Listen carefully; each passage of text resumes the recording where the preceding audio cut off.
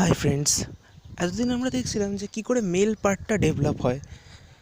তো এরপরে আমরা দেখব ফিমেল পার্টটা কী করে ডেভেলপ হয়, এরপরে ফার্টিলাইজেশন কী করে হয়। তো এর আগে আমি তোমাদের এই কনসেপ্টটা একটুখানি ফানিয়ার করতে চাই, যে কীভাবে হয় সেটা একটু অন্যরকমভাবে দেখার চেষ্টা।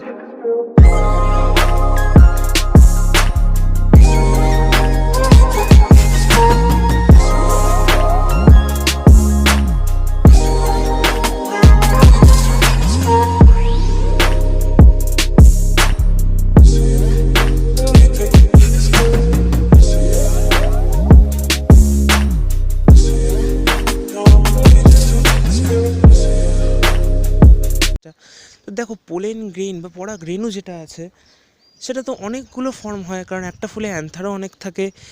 আর মাইক্রোস দেখতেই পারছো তোমরা, ডাইথিকাসে 4টা মাইক্রোস্পোরাঞ্জিয়াম থাকে, সেখানে অনেক পোলেন মাদার সেল থাকে। তো পোলেন গ্রেইনও স্বাভাবিকভাবে অনেকগুলোই তৈরি হয়। অথচ ওভিউল যেটা আছে ওভারির মধ্যে, সেখানে তো একটা ফর্মেশন হয়, একটা কিন্তু একটাই ফর্মেশন হয়, এর বেশি কিন্তু হয় না। তো দেখতে পাচ্ছ এই একটা একের জন্য প্রচুর পোলেন গ্রেইনস আছে। তো এটাকে যদি আমরা রিয়েল লাইফের সাথে কম্পেয়ার করি, তাহলে দেখতে পারবে সেই রকম একটা মেয়ের পিছনে প্রচুর ছেলে পড়ে আছে। তো সেরকমই অনেকটা জিনিস এখানে। তো কী করছে, সবাই কিন্তু চান্স পায় না। যেরকম ঠিকই একটা মেয়ের পিছনে সব ছেলে পড়ে রাখলে সেই মেয়েটা তো আর সব ছেলেকে চান্স দেবে না, নিশ্চয়ই একজন পার্টিকুলারকে দেবে যে বেস্ট। তো সেরকমই, আর কাকে দেবে সেটাও কিন্তু সেই মেয়েটাই নির্ভর করবে, সেই মেয়েটাই ঠিক করবে কাকে সে চান্স দেবে ফার্টিলাইজেশনের জন্য। মানে আমি অবভিয়াসলি এখানে প্ল্যান্টসের কথাই বলছি, অতটাও রিয়েল লাইফ দিক থেকে নিও না তোমরা এটাকে। তো ওখানে দেখতে পাচ্ছ সেই মেয়েটাই এটাকে নির্ভর করবে কাকে সে চান্স দেবে কি দেবে না। তো সেরকম, তো এখন এই যে পোলেন গ্রেইন যেটা আছে, এটা তো স্টিগমা অর্থাৎ গর্ভমুণ্ড যে আছে তার উপর গিয়ে পড়বে পোলেন গ্রেইনটা, অর্থাৎ পরাগরেণুটা। তো সে অনেকেই পড়তে পারে, সেটা সেরকম কোনো ইসে নেই। তো এরপরে সেই স্টাইল যেটা আছে, গর্ভদণ্ড যেটা আছে, তার মধ্যে দিয়ে যে পোলেন টিউব ফর্মেশন হয়ে যে মেল গ্যামেটগুলো যাবে, সেটা কিন্তু ঠিক করবে সেই এগটা। দেখো অনেকেই, মানে অনেক পোলেন গ্রেনই এখানে চেষ্টা করবে পোলেন টিউব ফর্মেশনের, কিন্তু সবাই চান্স পাবে না। এমন অনেকে থাকবে যারা প্রথম দিকে কোনো পোলেন টিউবই ফর্মেশন করবে না, কোনো পোলেন টিউবই তাদের মধ্যে ফর্মেশন হবে না, তারা ওরকমই থেকে যাবে। মানে হয়তো অনেক ছেলে আছে যারা প্রথমবার, মানে যাদেরকে চান্স দেওয়া হয় কিন্তু কিছু করতে পারে না, সেরকম। সেকেন্ড টাইপের একটা হচ্ছে যারা পোলেন টিউব ফর্ম করবে, তারা ভেতরে কিছুটা যাবে কিন্তু তারপরে আর যেতে পারবে না। এটা কেমিক্যাল রিয়াকশানের জন্য হয়। এটাকে আমরা ওই এক্সাম্পল দিয়ে দেখতে পারি যে অনেক মেয়ে কিছু ছেলেকে পেছনে ঘোরায়। আমি মেয়েদেরকে বদনাম করতে যাচ্ছি না অবভিয়াসলি, কিন্তু কিছু তো হয়। তো পেছনে ঘোরাচ্ছে, ঘুরিয়ে ঘুরিয়ে তারপরে রিজেক্ট। তো সেরকম এটা কিছুটা গেল, তারপর ছেড়ে দিল। আর তাদের মধ্যে একটা এরকম থাকবে, অর্থাৎ ফাইনালি একটা এরকম থাকবে যে সেখানে সেই ওই এগের কাছে ফাইনালি যেতে পারবে। তো সেই যে পোলেন গ্রেনটা, ওর মধ্যে যে মেল গ্যামেট দুটো ছিল সেটাই গিয়ে এগটাকে ফার্টিলাইজ করবে, একটা এগকে ফার্টিলাইজ করবে আর একটা এন্ডোস্পার্ম ফর্ম করবে, সেটা আমরা পরে দেখব।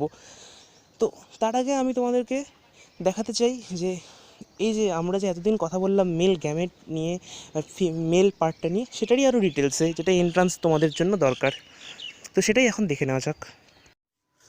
আগের ভিডিওগুলিতে আমি তোমাদেরকে বলেছি স্টেমেন বা পুংকেশরের গঠন, তার ডেভেলপমেন্ট, অ্যান্থার কী করে ডেভেলপ করে, অ্যান্থার অর্থাৎ পরাগধানী, এর ডেভেলপমেন্ট কী করে হয়, মাইক্রোস্পোরাঞ্জিয়াম কাকে বলে বা মাইক্রোস্পোরাঞ্জিয়া কাকে বলে, কী করে পোলেন গ্রেইন তৈরি হয়, মাইক্রোস্পোর টেট্রাট কী, মেল গ্যামেটোফাইট কাকে বলে, মেল গ্যামেট কীভাবে তৈরি হয়, জেনারেটিভ সেল কী, ভেজিটেটিভ সেল কী, ইত্যাদি ইত্যাদি। তো এখন আমাদের শুরু করার কথা ফিমেল পার্টটা, কিন্তু তার আগে আমার মনে হয় এই যে এতদিন যে আমরা টপিকটা করলাম এর কিছু ডিটেলসে যাওয়া উচিত, কারণ আমরা এতদিন বেসিক ছিলাম, বেসিক জিনিসের উপরেই দেখছিলাম। তো এখন এদের ডিটেলসে যাওয়া উচিত। সেরকমই দেখবে তোমরা, মাইক্রোস্পোরাঞ্জিয়াম যে ছিল সেটা কিন্তু একটা অ্যান্থার, সেই অ্যান্থারটা যদি বাইলোবড হয় অর্থাৎ ডাইথিকাস হয়, তাহলে মাইক্রোস্পোরাঞ্জিয়ামের সংখ্যা কিন্তু হবে 4। তো এখন তোমরা দেখবে একটা জিনিস, যে অ্যান্থারের স্ট্রাকচারে একটা জিনিস আছে কানেকটিভ বলে, যেটা কানেকটিভ টিস্যু দিয়ে তৈরি হয়। সেই কানেকটিভ জিনিসটা কি না, যে দুটো লোব যে আছে বা দুটো থিকা যে আছে, এই দুটো থিকাকে একসাথে সেটা যুক্ত করে রাখে, সেটাই হচ্ছে কানেকটিভ পার্ট। এরপরে আমরা ডাইরেক্ট চলে যাব ওয়াল লেয়ার অফ অ্যান্থার, অর্থাৎ যে পরাগধানী যে আছে তার ওয়াল লেয়ারগুলিতে। তো একদম বাইরের ওয়াল লেয়ারটা ছিল এপিডার্মিস।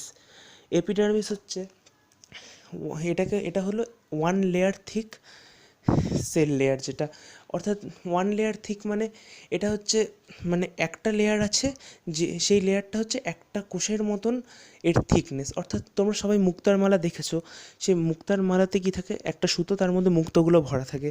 তো সেটা যদি রাখা হয় তাহলে দেখবে সেই মুক্তগুলিকে যদি আমরা একটা সেল হিসেবে নিই, তাহলে গোটাটাকে আমরা বলবো একটা সেল লেয়ার, আর সেই মুক্তগুলো হচ্ছে একটা সেল। অর্থাৎ যে লেয়ারটা হবে সেই লেয়ারটা থিকনেস ওই সেলগুলোর মতন, মানে একটা সেলের মতন। তো এবার আমাদের কাছে আসলো সেকেন্ড লেয়ার। সেকেন্ড লেয়ারটা কি? তো প্রথম লেয়ার ছিল হচ্ছে এপিডার্মিস, সেকেন্ড লেয়ার হচ্ছে এন্ডোথেসিয়াম।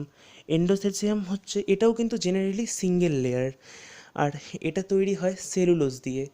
আবার কিছু কিছু ক্ষেত্রে সেলুলোজের সাথে এখানে থাকে হচ্ছে লিগনিন আর পেকটিনও থাকে অনেক সময়। হ্যাঁ, তো আবার এই লেয়ারটা হচ্ছে তোমার যখন অ্যান্থারটা অর্থাৎ পরাগধানীটা ম্যাচিওর হয়ে যায়, তখন যে পোলেন গ্রেইনগুলো তৈরি হয় সেগুলোকে তো বাইরে রিলিজ করতে হবে। তো তখন এই লেয়ারটাকে কেটে, অর্থাৎ এই লেয়ারটা ফাটিয়ে সেই পোলেন গ্রেইন যেগুলো আছে সেগুলো বাইরে বেরিয়ে যায়। এটাকে বলা হবে অ্যান্থার ডেহিসেন্স, অর্থাৎ এই লেয়ারটা ব্রেক করে পোলেন গ্রেইনগুলো বাইরে চলে আসে। তারপরের লেয়ার হলো মিডিল লেয়ার।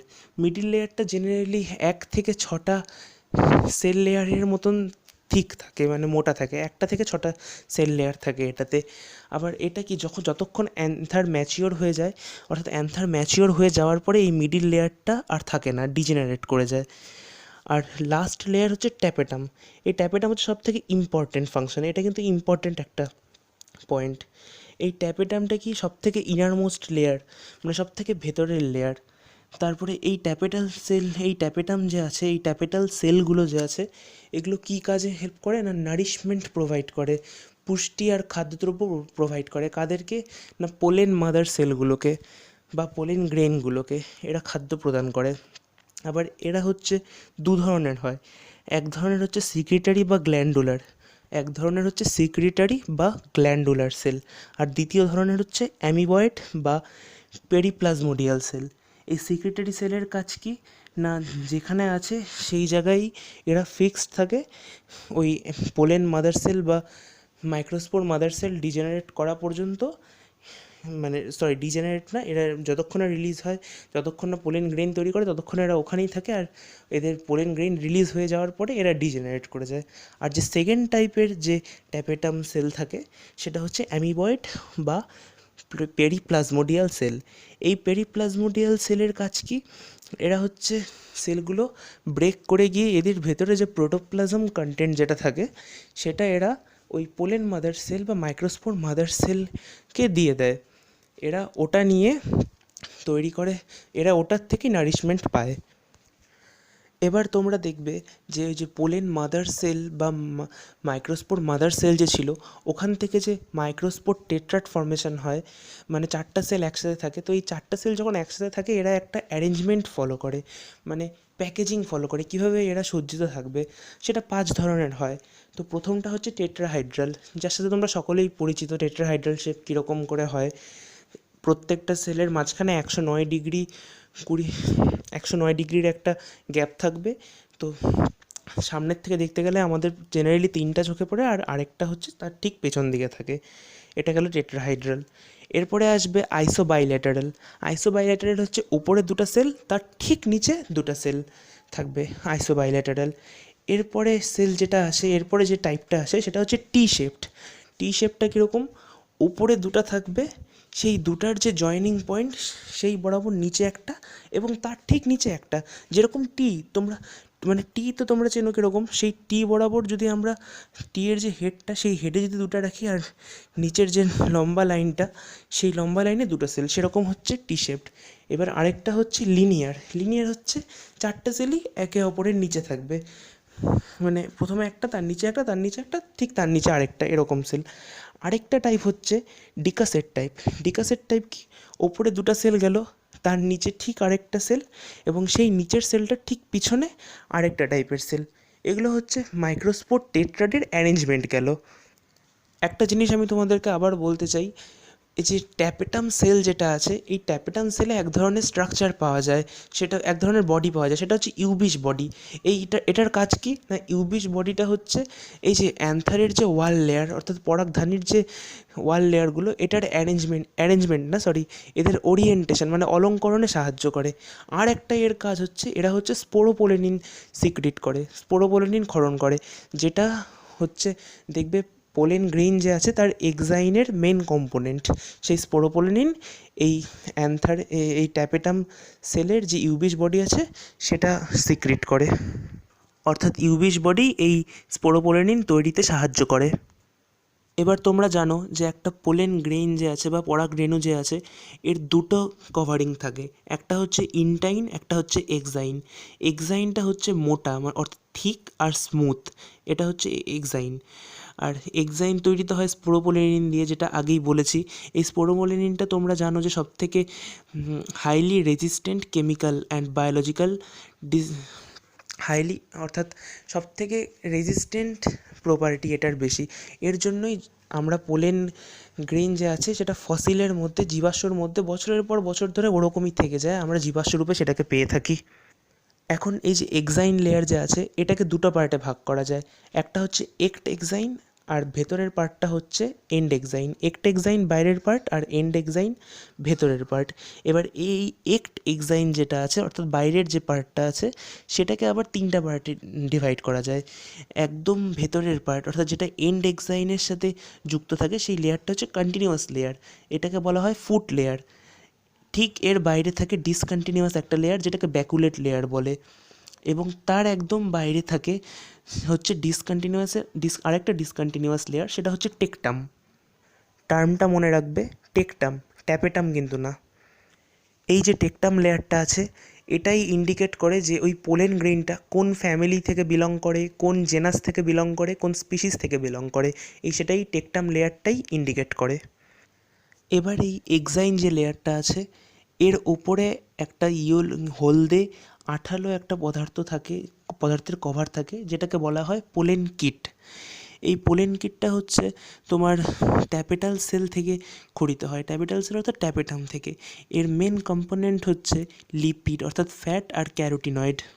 এটা দিয়ে এই পোলেন কিটটা তৈরি।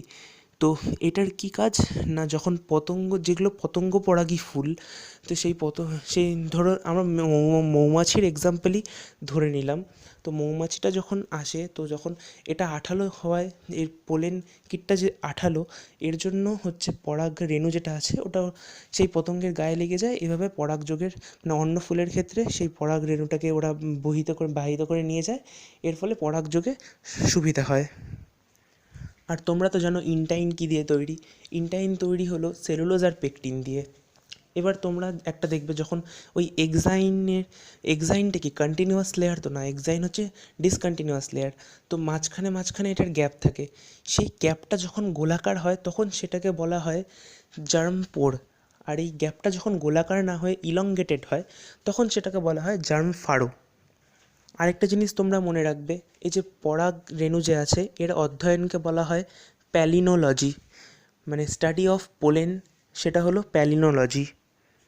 এবার তোমরা কিছু কিছু ক্ষেত্রে দেখবে, এই যে পোলেন মাদার সেল বা মাইক্রোস্পোর মাদার সেল যেটা হয়, এটাতে মিওসিসের জন্য 4টা সেল তৈরি হয়, হ্যাপ্লয়েড 4টা সেল তৈরি হয়, সেগুলোকে বলা হয় মাইক্রোস্পোর বা পোলেন গ্রেইন। তো অনেক সময় লক্ষ্য করবে এই 4টার বদলে 4টার থেকে আরও বেশি হয়েছে, তো সেই কন্ডিশনটাকে বলা হয় পলিস্পোরি। যখন ডিভাইড করে 4টার বেশি তৈরি হবে, তখন সেটাকে বলা হয় পলিস্পোরি।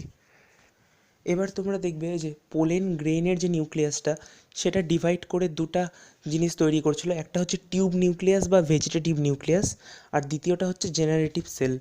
এই টিউব সেল বা টিউব নিউক্লিয়াসের কাজ কি, এই যে জেনারেটিভ সেল যে আছে, যেটা ফার্দার ডিভাইড হয়ে মেল গ্যামেট তৈরি করবে, সেটাকে নিউট্রিশন প্রোভাইড করা।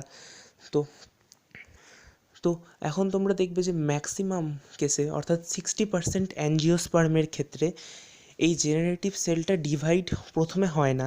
যখন পোলেন টিউব ফর্মেশন হয়, পোলেন টিউব ফর্মেশন হওয়ার সময় এটা টু সেল স্টেজেই থাকে। টু সেল স্টেজ অর্থাৎ একটা সেল হলো সেই টিউব সেল, আর একটা সেল হলো জেনারেটিভ সেল।